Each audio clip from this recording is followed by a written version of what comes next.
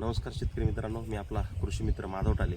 आजच्या व्हिडिओमध्ये आपण पाहणार आहोत की सोयाबीनच्या अधिक फुलधारणेसाठी आपण कुठला स्प्रे घ्यायला पाहिजेत, कधी घ्यायला पाहिजेत आणि कसा घ्यायला पाहिजेत.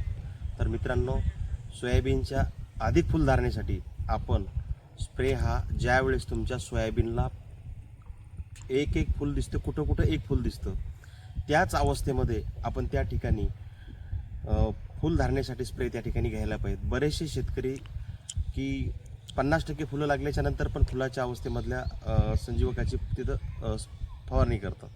परंतु मित्र, हे चुकीचं आहे. ज्या वेळेस तुमच्या प्लॉटला एक फूल त्या ठिकाणी दिसतं, त्याच वेळेस आपण त्या ठिकाणी ताबडतोब फुलाची संख्या वाढवण्यासाठी आपण आपल्या सोयाबीनवरती त्या ठिकाणी फवारणी घेतली पाहिजे.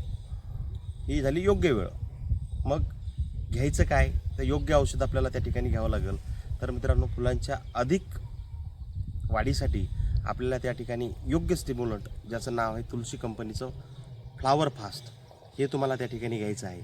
किती घ्यायचं, तर हे घ्यायचं 0.5 ml प्रति लिटर पाण्याला. जर तुमचं पंप 10 लिटरचा असेल तर 5 मिली घ्यायचं, 15 लिटरचा असेल तर 7 मिली घ्यायचं साधारणतः. याचा वापरण्याचा डोस अशा पद्धतीने आहे. हा स्प्रे घेतल्याच्यानंतर 100% तुम्हाला त्या ठिकाणी रिझल्ट येणार. फुलांच्या संख्येमध्ये मोठ्या प्रमाणात त्या ठिकाणी वाढ होणार आहे.